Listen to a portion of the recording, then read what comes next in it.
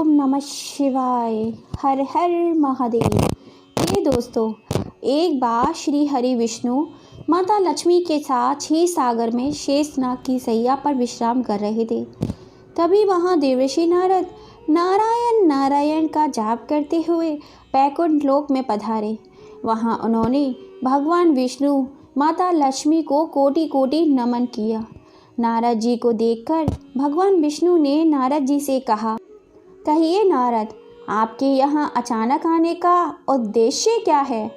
आज आप अपने मन में किन सवालों को लेकर आए हैं? तब नारद जी ने श्री हरि से कहा, हे प्रभु, आप तो सब कुछ जानते हो, फिर भी पूछ रहे हो। तभी नारद जी कहते हैं, हे प्रभु, मैं अभी पृथ्वी लोक से ही आ रहा हूँ। पृथ्वी लोक पर मैंने देखा अब आपका प्रभाव कम हो रहा है। धर्म पर चलने वालों को कोई अच्छा फल नहीं मिल रहा है और जो लोग पाप कर्म कर रहे हैं उनका भला हो रहा है।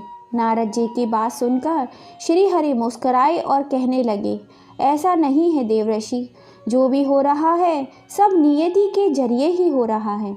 नारद जी बोले, हे प्रभु, मैंने तो पृथ्वी लोक पर सब कुछ अपनी आँखों से देख कर आ रहा हूँ। पापियों को अच्छा फल मिल रहा है। बिना धर्म कर्म किए, बिना माँ बाप की सेवा किए, बिना दान धर्म किए लोग सुख का आनंद उठा रहे हैं। और वहीं दूसरी तरफ धर्म धान्य करने वाले, दिन रात पूजा पाठ करने वाले, माँ बाप की सेवा करने वाले, अच्छे कर्म करने वाले, धर्म के रास्ते पर चलने वाले, वो लोगों को बुरा फल मिल रहा है। तब श्री हरि भगवान कहने लगे, हे नारद मुनि, कोई ऐसी घटना बताओ जो स्वयं तुमने अपनी आँखों से देखी हो। नारद जी ने कहा, प्रभु, अभी मैं एक जंगल से ही आ रहा हूँ। वहाँ एक गाय दलदल में फंसी हुई थी। कोई उसे बचाने वाला नहीं था। तभी एक चोर उधर से गुजरा। गाय को फंसा हुआ देखकर भी वह रुका नहीं, बल्कि वह उस पर पैर रखकर दलदल को लांघ कर निकल गया। आगे जाकर चोर को सोने की मोहरें थैला भरा हुआ मिला। थोड़ी देर बाद वहाँ पर एक वृद्ध साधु गुजरा। उसने उस गाय को बचाने की पूरी कोशिश की, पूरे शरीर का जोर लगाकर उस गाय को बचा लिया।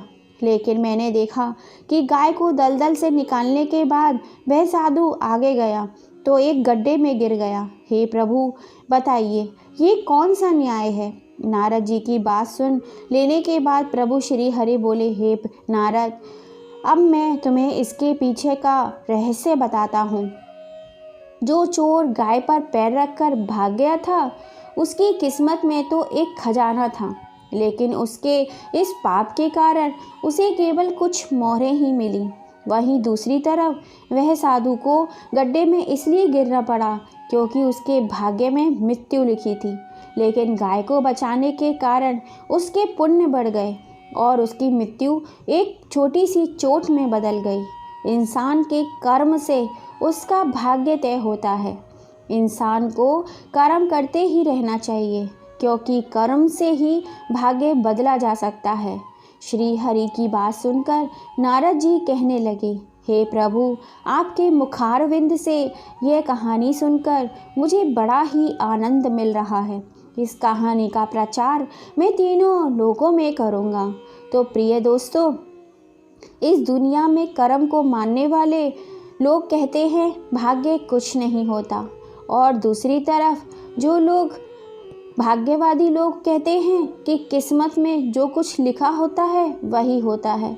यानी इंसान कर्म और भाग्य इन दो बिंदुओं की धुरी पर घूमता रहता है और एक दिन इस जग को अलविदा कहकर चला जाता है। दोस्तों, ये ज्ञानवर्धक छोटी सी कहानी पसंद आई हो तो प्लीज़ इसे ज़्यादा से ज़्यादा अपने फैमिली फ्रेंड में शेयर कीजिएगा, लाइक एंड सब्सक्राइब कीजिएगा। कमेंट में ओम नमः शिवाय, ओम नमः शिवाय ज़रूर लिखिएगा। फिर मिलेंगे। जय श्री राम।